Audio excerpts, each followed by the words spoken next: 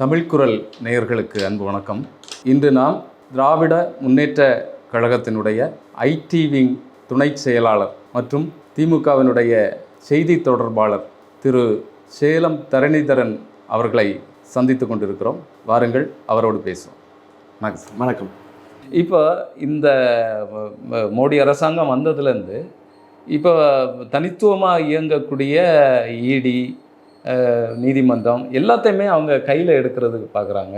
இப்போ இது ஓட்டு எந்திரம் இதெல்லாம் வச்சு நிறைய அங்கங்கே எலெக்ஷன் வரும்போது அதன் மூலமாக ஆட்சியை பிடிக்கக்கூடிய வேலையை செய்கிறாங்க. இடியை வச்சு மிரட்டி அவங்களுடைய கட்சியில் சேர்க்கக்கூடிய வேலையை செய்கிறாங்க. சில கட்சிகளை உடைக்கிறாங்க. இது மிகப்பெரிய ஜனநாயக விரோத செயலாகத்தான் இந்தியா முழுவதும் நடந்துகிட்ருக்கு. இதை எப்படி பார்க்குறீங்க சார்?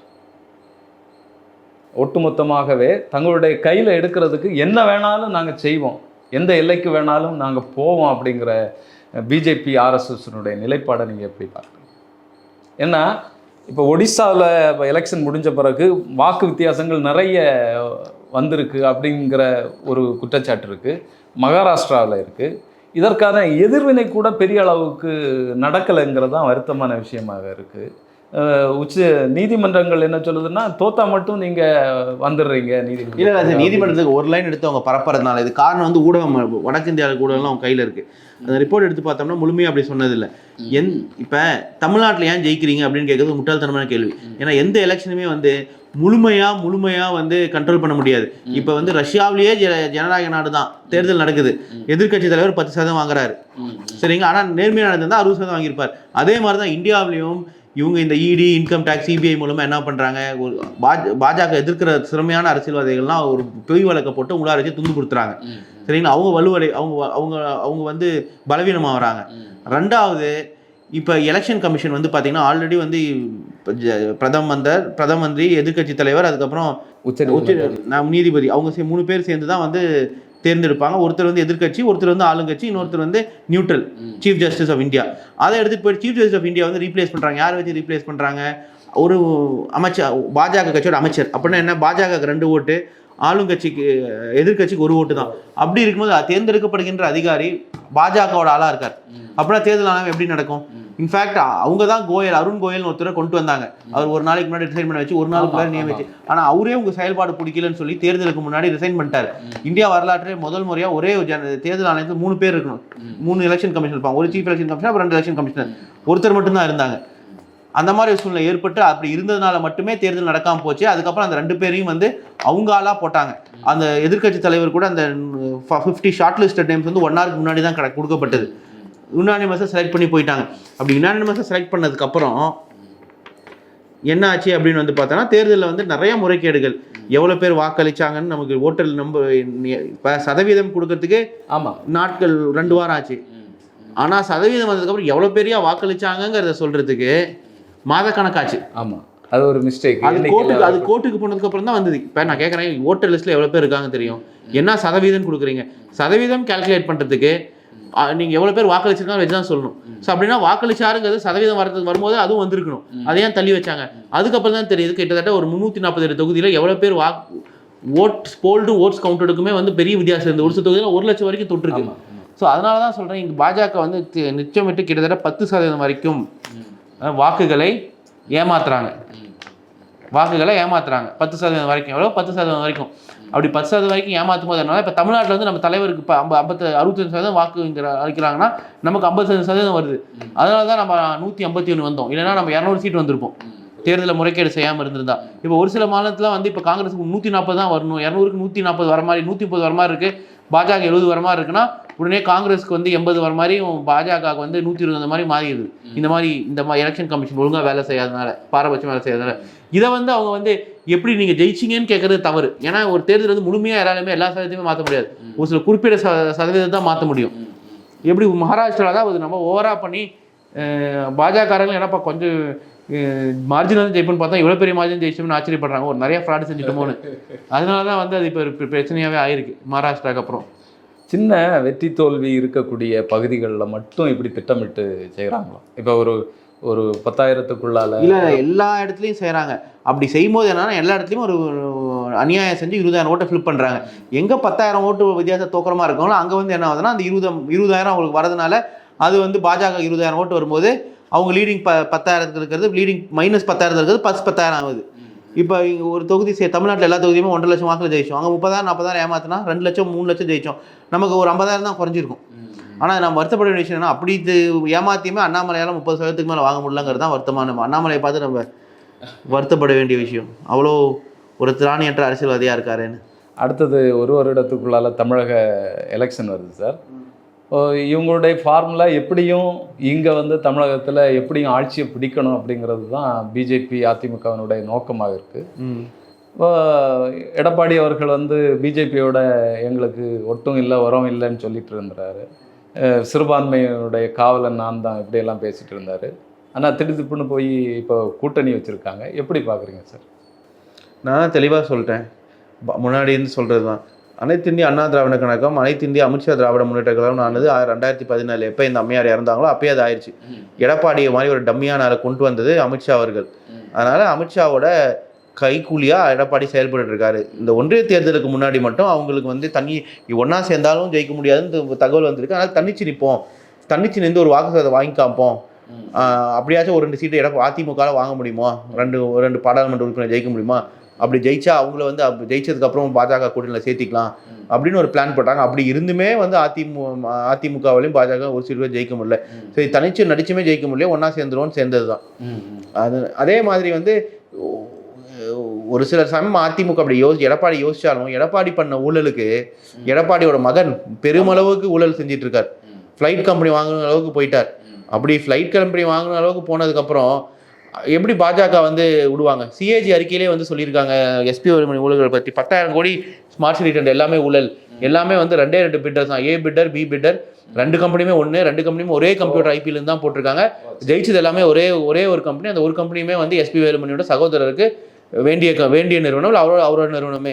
அதான் வந்து சிஏஜி அறிக்கை, ஒன்றிய பாஜகவோட சிஏஜி அறிக்கை போன வருஷமே சொல்லிட்டாங்க. இதோட ஒரு மிகப்பெரிய ஒரு முட்டாள்தனமான ஊழல் இருக்க முடியாது. ஏன்னா இப்போ ஆன்லைன் டெண்டர் தான், நீங்கள் கம்ப்யூட்டரில் போய் தான் விண்ணப்பிக்கணும். ஆனால் என்னன்னா வேறு எந்த கம்ப்யூட்டரில் போட்டாலும் அந்த டெண்டர் போட முடியாது, அந்த ஒரு கம்ப்யூட்டரில் போட்டால் தான் போட முடியும். ஸோ அந்த 2 பிட்டுமே ஒரே கம்ப்யூட்டரில் போட்டிருக்காங்க. அட்லீஸ்ட் என்ன பண்ணியிருக்கலாம், 2 கம்ப்யூட்டரில் போட மாதிரி வச்சுருந்துருக்கலாம். அந்த 2ஆவதாக போடுற பிட்டர் வேற ஒருத்தராக இருக்க மாதிரி இருந்திருக்கலாம். ஆனால் இந்த 2 பிட்டருமே ஒரே பிட்டர்.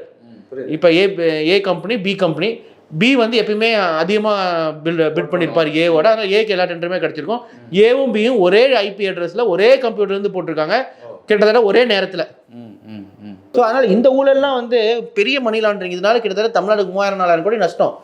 சரி, அதனால் எஸ்பி வேலுமணிலாம் இடி பிடிச்சாங்கன்னா வள்ளியே வர முடியாது நேர்மையாக பிடிச்சா. ஏன்னா அது மணி லாண்டரிங். ஏன்னா எப்படி ஒரே கம்பெனி விண்ணப்பிச்சிருக்காங்க, ஏன் வேறு யாருமே விண்ணப்பிக்கல? அப்போ என்ன தெரிய வரும், வேற கம்ப்யூட்டர் வந்து அப்ளை பண்ண முடியலங்கிறது தெரிய வரும். இந்த கம்பெனி யாருன்னு எடுத்து பார்த்தா எஸ்பி வேலுமணிக்கு ரிலேஷன்ஷிப் இருக்கிறது தெரிய வரும். இதனால இந்த டெண்டருக்குலாம் வந்து மற்ற காலகட்டங்களில் திராவிட முன்னேற்ற கழகத்தில் எவ்வளோக்கு போயிருக்கு அப்படின்னு பார்த்தா ஒரு 30% 40% குறைஞ்சி போயிருக்குங்கிறது தெரியும். அப்படிலாம் இருக்கும்போது என்ன ஆகும்னு பார்த்தா 30-40% குறைஞ்சிருக்குன்னு பார்க்கும்போது என்ன ஆகும், அமௌண்ட் வித்தியாசம் வரும். என்ன வித்தியாசம் வருதுன்னு நமக்கு தெரியும். ஸோ இது வந்து மணி லாண்டரிங் தானே. சிஏஜியே சொல்லியிருக்காங்க, நம்ம தான் ப்ரூஃப் இருக்குது, ஆல்ரெடி நம்ம கேஸ் ஃபைல் செஞ்சுருக்கோம். இப்போ இடி இன்வெஸ்டிகேட் பண்ணால் கேஸ் ஃபைல் ஆகிருக்கணும், ஆதாரம் இருக்கணும், ஆதாரமும் இருக்குது, கேஸ் ஃபைல் ஆகிருக்கேன் அதுக்கு இருக்குது. அதனால் எடப்பாடி முதல் எடப்பாடி மகன் முதல் எஸ்பி வேலுமணி முதல் எஸ்பி வேலு மகன் எல்லாரும் ஜெயிலுக்கு இருப்பாங்க. அதனால் எப்பயுமே வந்து அது வந்து ஒரு இணைப்பிரியா கூட்டணி. அதிமுகங்கிறது பாஜக தான். இப்போ பாஜகவோட பிரான்ச். இப்போ எப்படி மாருதி சுசுக்கி அங்கே டீலர்ஷிப் இருக்காங்களோ அந்த மாதிரி பாஜகவோட டீலர்ஷிப் தான். இப்போ எடப்பாடி முதலமைச்சராக இருந்தாலும் எடப்பாடி வந்து சட்டசபையில் பேசுகிற ஒவ்வொரு வார்த்தைகள் கூட அமித்ஷா எழுதி தருவார். அமித்ஷாவோட டீம் எழுதி தருவாங்க, என்ன சட்டம் கொண்டு வரணும், என்ன மசோதா கொண்டு வரணுங்கிறது எல்லாமே. ஆனால் அதிமுக வந்து இந்த வக்பு மசோதாவுக்கு எதிராக வந்து துணிச்சலாக வாக்களிச்சிருக்காங்களே பாராளுமன்ற. சரி, வாக்களிச்சாங்கல்ல. இப்போ என்ன சொல்லட்டும், இப்போ வந்து சொல்லட்டும் வாக்களிச்சாங்க. மக்கள் வந்து முட்டாளுங்கிறதுனால அப்படி பண்ணி பார்த்தாங்க. ஆனால் சிஏஏ என்ஆர்சி அதிமுக ஆதரிச்சாங்க, எடப்பாடி ஆதரிச்சு பேச தெரியும். வஃபுக்கு எதிர்த்து வாக்களிச்சிருக்கலாம். இப்போ கூட்டணியில் சேர்ந்துருக்காங்களே, சேரத்துக்கு முன்னாடி வஃப் மசோதாவை நீங்கள் அமலுக்கு கொண்டு வரலனா தான் கூட்டணியில் சேருவோன்னு சொல்லியிருக்கலாம்ல. நீட்டுக்கு எதிரான ஒரு மசோதா நீங்கள் கொண்டு வந்தால் தான் கூட்டணியில் சேருவோன்னு சொல்லியிருக்கலாம்ல. இல்லை நீங்கள் வந்து தமிழ்நாட்டுக்கு அதிக நிதி கொடுத்தா தான் கூட்டணியில் சேருவோன்னு சொல்லியிருக்கலாம். மும்மொழி கொள்கையை நாங்கள் எதிர்த்தோன்னு சொல்கிறாங்க. மும்மொழி கொள்கையை வந்து நீங்கள் அமல்படுத்த மாட்டோம்னு சொன்னால் தான் நாங்கள் கூட்டணியில் சேருவோன்னு சொல்லியிருக்கலாம். தொகுதி வரையறை டீலிமிட்டேஷன் நீங்கள் கொண்டு வரமாட்டீங்க அப்படின்னா தான் கூட்டணியில் சேருவோம்னு சொல்லியிருக்காங்க. 5 டிமாண்ட் வச்சிருக்காங்க சார், ஒன்றுமே பிரச்சனை இல்லை. வஃப் மசோதா முதல் டிமாண்டு, மும்மொழி கொள்கையை கொண்டு வரக்கூடாது 2வது டிமாண்டு, நீட்டுக்கு எதிராக சட்டம் கொண்டு வரணும் 3வது டிமாண்டு, டீலிமிட்டேஷன் நடக்கக்கூடாது 4வது டிமாண்டு, 5வது டிமாண்ட் வந்து தமிழ்நாடுக்கு அதிக நிதி ஒதுக்கணும். இந்த 5 டிமாண்ட் நீங்கள் ஒதுக்கினீங்கன்னா கூட்டணியில் சேர்றோம். இந்த 5 ஏற்றிட்டாருப்பா மோடி, நான் கூட்டணியில் சேர்றோன்னு சொன்னால் யார் எதிர்க்க போகிறா? ஆமாம், அப்படி ஒரு ஆலோசனையே பெரிய அளவில் நடந்தது மாதிரி தெரியல கூட்டணிக்கு முன்னால். ஏங்க அதுதான் நம்ம தான் பார்த்தேன். அமித்ஷா வராரு, அமித்ஷா வந்தார், ஹிந்தியில் சொல்கிறாரு பேட்டோ பேட்டோங்க எல்லாம் உட்காடுறாங்க, அவர் பேசுகிறாரு, அப்பா யாராவது தமிழில் டிரான்ஸ்லேட் பண்ணுங்கிறாரு, டிரான்ஸ்லேட் பண்ணுறாங்க, என்னென்னா கேள்வி டக்கு டக்கு டக்குன்னு பதில் சொல்கிறாரு, எஞ்சி போகிறாரு. இந்த சைடு திரும்பி பார்த்தாரா, இப்படி சொல்லிடலாங்களா அப்படி சொல்லிடலாங்களான்னு. இப்போ நம்மளும் காங்கிரஸோட கூட்டணியில், நம்ம கூட்டணியில் இருக்குது காங்கிரஸ். எப்படி நம்ம முதலமைச்சர் நடத்துவார், பேசுவார், அவங்களுக்கு ஏதோ ஆலோசனை வேணும்னா முதலமைச்சர் அறிவாலயத்தில் சந்தித்து ஒரு ஆதரவு தெரிவித்து வந்து விடுவார்கள், அவ்வளோதான். சரிங்களா? இது வரைக்கும் நம்ம ராகுல் காந்தி இங்கே வந்து ராகுல் காந்தி பக்கத்தில் உட்காந்து ராகுல் காந்தி பேசிட்டு போயிருக்காரா? ராகுல் காந்தி நம்ம போனதெல்லாம் முதலமைச்சர் வந்து மிட்டாய் வந்து கொடுத்து நான் ரொம்ப மதிக்கிறேன் இவர் தலைமையில் தான் சொல்லி முதலமைச்சர் பேச விட்டார். இப்போ அதிமுக தலைமையில் தான் கூட்டினா அதிமுக எடப்பாடி தானே பேசிருக்கோம். அமித்ஷாக்கு என்ன வேலை? ராகுல் காந்தி பேசுகிறாரா? ராகுல் காந்தி தான் நம்ம தலைவர் சொல்கிறதான்னு அவர் கேட்குறாரு. அப்பவே அவர் பேசுறதுக்கு முன்னாடி கூட கோஷத்துக்கு முன்னாடி ராகுல் காந்தி கேட்பார், தலைவர் என்ன பேசலாம் அப்படின்னு நம்ம தலைவர்கிட்ட. இது தமிழர்களை மதிக்கிற லட்சணமா இல்லை அமித்ஷா பண்ணது தமிழர்களை மதிக்கிற லட்சணமா? அமித்ஷா பண்ணது நீங்களே சொல்லுங்க, இந்த வீடியோ இதோட கூட போடுங்க. நம்ம எடப்பாடியை திரும்பியாச்சும் பார்த்தாரா? ஏன் ஆங்கிலத்தில் பேசணும், ஏன் இங்கே வந்து தமிழில் பேசணும்? ராகுல் காந்தி இங்கே வந்து ஆங்கிலம் தானே பேசுகிறார், சாரி ஏன் ஹிந்தியில் பேசணும்? அமித்ஷா இங்கே வந்தாருல்ல, அமித்ஷா ஏன் ஆங்கிலத்தில் பேசாமல் ஹிந்தியில் பேசினாரு? ராகுல் காந்தி வந்து இங்கே ஆங்கிலத்தில் தானே பேசுகிறாரு, உத்தரப்பிரதேஷ் போனால் ஹிந்தியில் பேசுகிறாரு, பேசிக்கிட்டோம். அது தமிழ்நாடு மக்களுக்கு புரியும். அதனால் எப்படி அதிமுக கூட்டணிக்கு இங்கே வாய்ப்பு இருக்குது? கிடையவே கிடையாது. பாஜகவுக்கு இங்கே நோட்டாக கூட வராது. இல்லை சார், இப்போ முன்னால் நாங்கள் தவறு செஞ்சிட்டோம், சிஐ இதுக்கு எல்லாமே ஆதரவு அளித்து சிறுபான்மையினருக்கு தவறு செஞ்சிட்டோம், திருப்பி அந்த தவறை நாங்கள் செய்ய மாட்டோம்னு பேசினாங்க. அப்போ மிக கடுமையான நிர்பந்தம் தானே அதுக்கு காரணமாக இருக்குது. இப்போ சிறுபான்மையினர் கட்சியை விட்டு வெளியேறிட்டு இருக்கக்கூடிய தகவல்கள் தான் வந்துட்டுருக்கு பலரும் அதிமுகவிலேருந்து. அதை எப்படி பார்க்குறீங்க சார்? சிறுபான்மையினர் யாருமே அதிமுக பக்கம் போகிறது இல்லை. அதிமுகவோட ஆதரவுகள் ஜெயலலிதா அம்மையார்னால, எம்ஜிஆர் ஐயானால யார் யாரெல்லாம் சேர்ந்தாங்களோ அவங்களாமே அதிமுக விட்டு போகிறாங்க. என்னதான் இருந்தாலும் இவங்க இருவரும் திராவிட முன்னேற்ற கழக அளவுக்கு இந்த கட்சி வந்து கொள்கையில் நடத்தலினாலும் உண்மை என்னன்னா திராவிட முன்னேற்ற கழகத்திலேருந்து பிரிஞ்சு போன கட்சி தான் அதிமுக. அதிமுக நிறையா தலைவர்கள் நம்மளோட சகோதரர்கள் தான். அதுவும் அறிஞர் அண்ணா பேரை கொண்ட கட்சி, பெரியாரை கொள்கையாக கொண்ட கட்சி. சரிங்களா? அறிஞர் அண்ணா மாதிரி மாநில சுயாட்சிக்கு யாருமே குரல் கொடுக்கல. அப்பேற்பட்ட கட்சி ஒரு பாஜக மாதிரி மாநிலங்களே இருக்கக்கூடாதுங்க செய்கிறது வந்து ரொம்ப வருத்தத்தக்கமான விஷயம். அது எடப்பாடி வந்து அவரு சுயநலத்துக்காகவும் காசுக்காகவும் செய்கிறது தான் காரணம். ஏன்னா அவருக்கு வந்து கொள்கை, சித்தாந்தம், மாநில சுயாட்சி, சமத்துவம், சமதர்மம் அதை பற்றி எந்த கவலையும் கிடையாது. அவரை பொறுத்த வரைக்கும் கலெக்ஷன், கமிஷன், கரப்ஷன், காசு வரணும், ஊழல் பண்ணணும், ஜோப்பில் போடணும். ஆனால் அவ்வளோ காசு வச்சு என்ன பண்ணுவாங்க எனக்கு தெரியல. இல்லை சார், இப்போ நான் பார்க்குறது, இப்போ தமிழகத்தை பொறுத்த அளவில் 2 திராவிட கட்சியுமே அதனுடைய பாரம்பரியம் வந்து ஆரியத்தை எதிர்த்தது, பிஜேபியை எதிர்த்தது. அதுதான் சில வேளைகளில் வந்து கூட்டணி வச்சுருக்காங்க, ஆனாலும் தங்களுடைய கொள்கை நிலைப்பாட்டில் வந்து உறுதியாக இருந்தாங்க.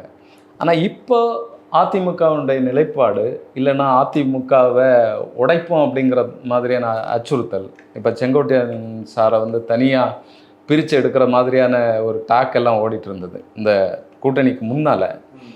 அப்போ இது தமிழகத்திற்கான கட்சியை விட்டுட்டு கட்சி ரீதியாக பார்க்காம இது தமிழகத்திற்கான ஒரு மிகப்பெரிய பலவீனமாக நம்ம பார்க்க முடியுமா சார் அதிமுகனுடைய இந்த நிலைப்பாடை? கண்டிப்பாக தமிழ்நாடுக்கு ஒரு எதிர்நிலை தான் அதிமுக எடுக்கும். ஏன்னா அது பாஜகவோட பிரான்ச்சு. ஆனால் பாஜகங்கிற கட்சி வந்து மாநிலங்களுக்கு எதிரானது, குறிப்பாக தமிழர்களுக்கு எதிரான கட்சி. ஏன்னா ஹிந்தியை திரிக்கணும்னு நினைக்கிறாங்க, உணவு பல கலாச்சாரங்களை மாற்றணும்னு நினைக்கிறாங்க, அந்த மாதிரி பல விஷயங்களை பண்ணணும்னு நினைக்கிறாங்க. எங்களுக்கு இந்த வாய்ப்பை தந்தீங்க. நன்றி நன்றி நன்றி.